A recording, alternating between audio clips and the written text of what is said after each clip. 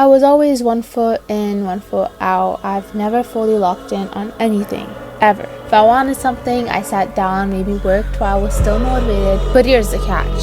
I would never beat myself up if I didn't achieve my goal.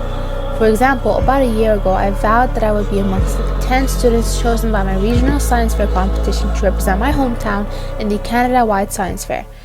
I failed miserably. In fact, it wasn't until 1 week before the event that I did the most research I've ever done on my project during the months I've had to work on it. But by then, it was too late.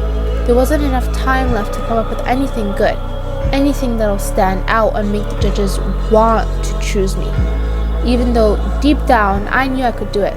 I knew I could defy the odds and compete against the students who go to crazy, expensive private schools with all these fancy resources, still somehow went. But that's the problem. I knew I could do it, but I didn't do it. I didn't do anything.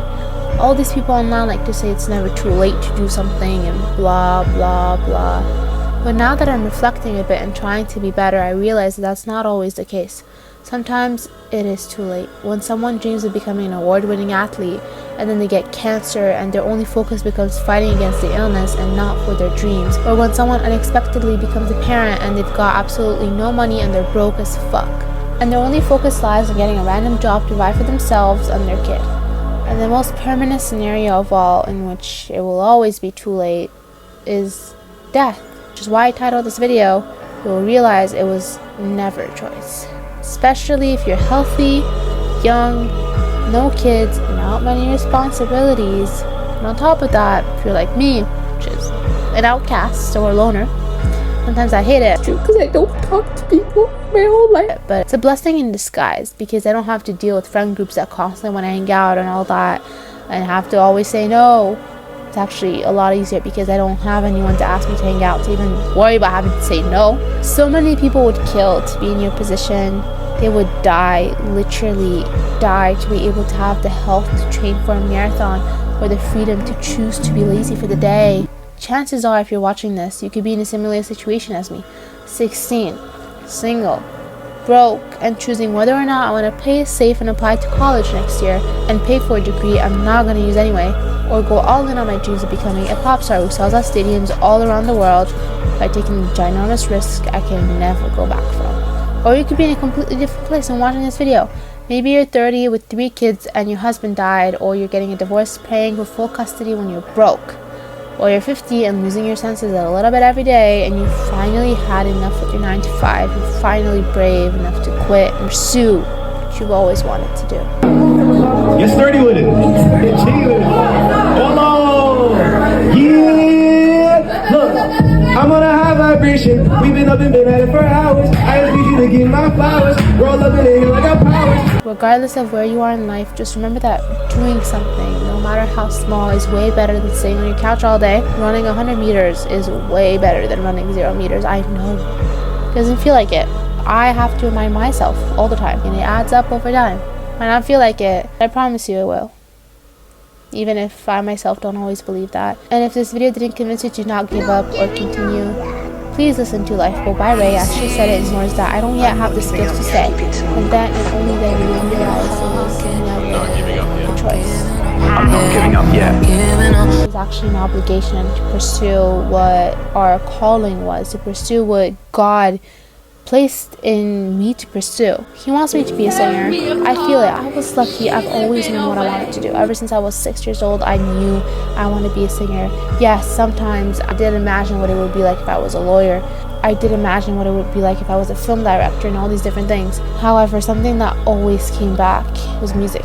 Always. I would think about becoming a lawyer, but then in the back of my head I was like, what if I pursued music? Same thing with film directing. I was actually looking at film schools in Toronto. There's this one film school, I forgot what it was called. I think it's called Toronto Film School. I was looking at it and I was like, hold up, what would my life be like if I applied to this film school and I went to this film school? And I was gonna do it. I was thinking of actually working towards it and getting scholarships and building my portfolio and all these different things, and I was watching YouTube videos. Anyways, the problem is, in the back of my head, it felt like I was still settling. Despite deciding to go into the film industry, I still felt like I was settling and I wasn't doing what I really wanted to do. When you call me one lucky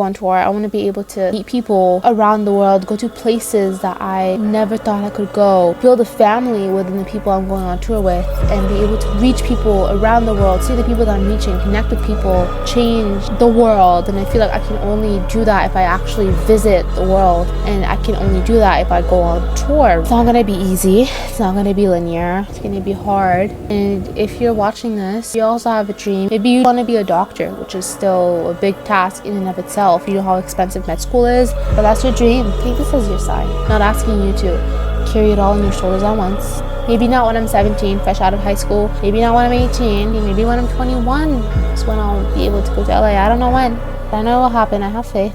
And one day I'll be the biggest pop star in the world.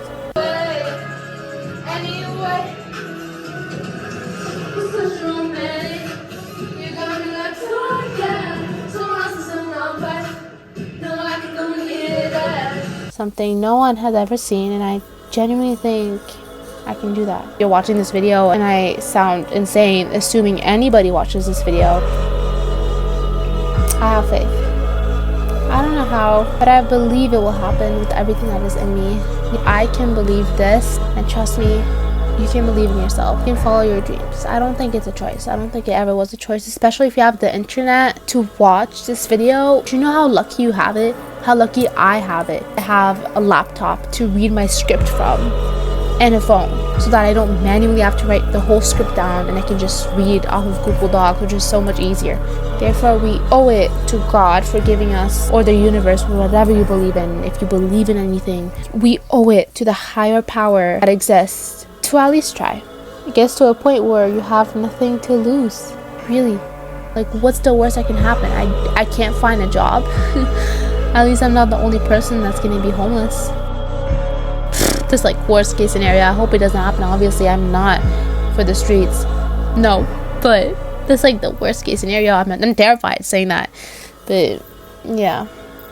Anyways, follow your dreams. I don't know if this was motivational. I doubt it, but yeah. And subscribe.